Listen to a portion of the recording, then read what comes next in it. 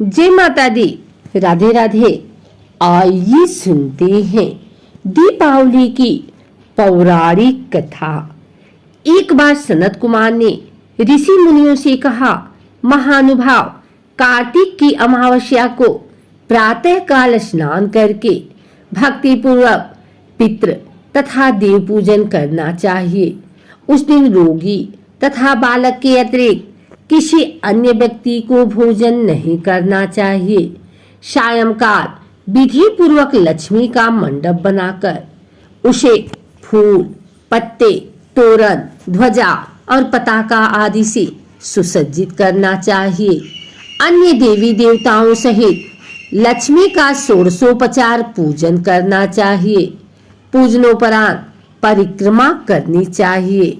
मुनीश्वरों ने पूछा, लक्ष्मी पूजन के साथ अन्य देवी देवताओं के पूजन का क्या कारण है?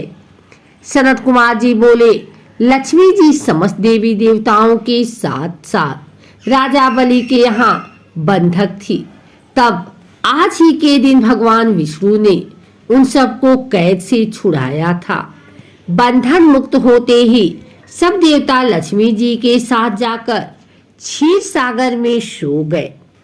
इसलिए अब हमें अपने अपने घरों में उनके शयन का ऐसा प्रबंध करना चाहिए कि वे क्षीर सागर की ओर न जाकर स्वच्छ स्थान और कोमल शैया पाकर यहीं विश्राम करें। जो लोग लक्ष्मी जी की स्वागत की तैयारियां उत्साह पूर्वक करते हैं, उनको छोड़कर वे कहीं भी नहीं जाती। रात्रि के समय लक्ष्मी जी का आवाहन और विधि पूर्वक पूजन करके उन्हें विभिन्न प्रकार के मिष्ठान का नैवेद्य अर्पण करना चाहिए। दीपक जलाने चाहिए। दीपकों को सर्वश्रेष्ठ निवृत्ति हेतु अपने मस्तक पर घुमाकर चौराहे या शमशान में रखना चाहिए।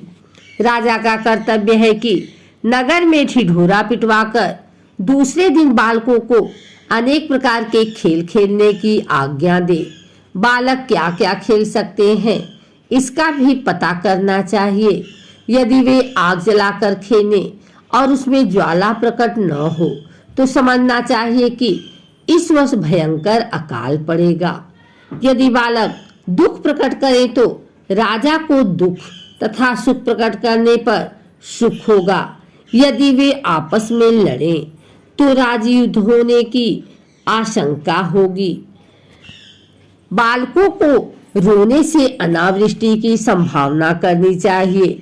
यदि वे घोड़ा बनकर खेले तो मानना चाहिए कि किसी दूसरे राज्य पर विजय होगी। यदि बालक लिंग पकड़कर क्रीड़ा करे तो व्यभिचार फैलेगा। यदि वे अंजल चुराएं तो इसका अर्थ होगा कि राज्य में अकाल पड़ेगा। एक पौराणिक कथा के अनुसार एक गांव में साहूकार रहता था। उसकी बेटी हर दिन पीपल के पेड़ पर जल चढ़ाने जाती थी। जिस पीपल के पेड़ पर वह जल चढ़ाती थी, उस पेड़ पर माँ लक्ष्मी का वास था। एक दिन लक्ष्मी जी ने साहूकार की बेटी से कहा कि वह उसकी मित्र बनना चाहती हैं। लड़की ने जवाब में कहा कि वह अपने पिता से पूछकर बताएगी। घर आकर साहूकार की बेटी ने पूरी बात बताई। बेटी की बात सुनकर साहूकार ने हाँ कर दी। दूसरे दिन साहूकार की बेटी ने लक्ष्मी जी को सहेली बना लिया। दोनों अच्छी सखियों की तरह एक दूसरे से बातें करती। एक दिन लक्ष्मी जी साहूकार की बेटी को अपने घर ले आई। लक्ष्मी जी ने अपने घर में साहूकार की बेटी की खूब आदर किया और पकवान परोसे। जब साहूकार की बेटी अपने घर लौटने लगी तो लक्ष्मी जी ने उससे पूछा कि वह उन्हें कब अपने घर बुलाएगी। साहूकार की बेटी ने लक्ष्मी जी को अपने घर बुला लिया, लेकिन आर्थिक स्थिति ठीक न होने के कारण वह स्वागत करने में घबरा रही थी कि क्या वह अच्छी तरह से स्वागत कर पाएगी।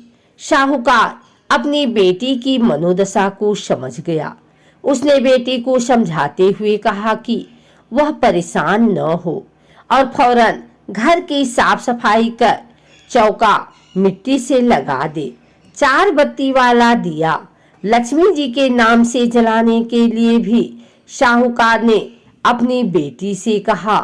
उसी समय एक चील किसी रानी का नौलखा हार लेकर साहूकार के घर आ गई।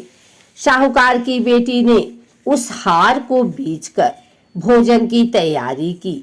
थोड़ी ही देर में माँ लक्ष्मी भगवान गणेश के साथ साहूकार के घर आई और साहूकार के स्वागत से प्रसन्न होकर उस पर अपनी कृपा बरसाई। लक्ष्मी जी की कृपा से साहूकार के पास किसी चीज की फिर कभी कमी नहीं हुई। एक पौराणिक कथा के अनुसार कार्तिक अमावस्या के दिन भगवान श्री राम वनवास काटकर और रावण का वध करके अयोध्या लौटे थे।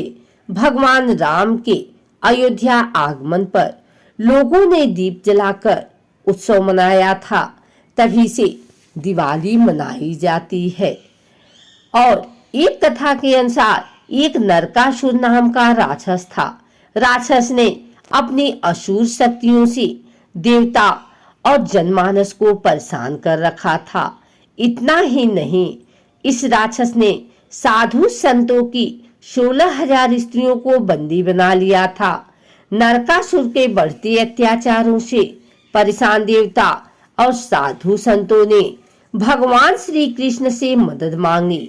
इसके बाद भगवान श्री कृष्ण ने कार्तिक मास में कृष्ण पक्ष की चतुर्दशी को नरकासुर का वध कर दिया और देवता और संतों को उसके आतंक से मुक्ति दिलाई थी। उसके साथ ही उन्होंने 16,000 स्त्रियों को कैद से मुक्त कराया। कहते हैं कि इसी खुशी में दूसरे दिन यानी कार्तिक मास की अमावस्या को लोगों ने घरों को दिए से सजाया। तभी से नरक चतुर्दशी और दीपावली का त्योहार मनाया जाने लगा। अगर आपको हमारी वीडियो अच्छी लगी हो तो इसे लाइक करें, कमेंट करें, शेयर करें। हमारे चैनल को सब्सक्राइब करके बेल नोटिफिकेशन ऑल पर सेट कर लें ताकि आगे आने वाली वीडियो सबसे पहले आप तक पहुंच सके। धन्यवाद।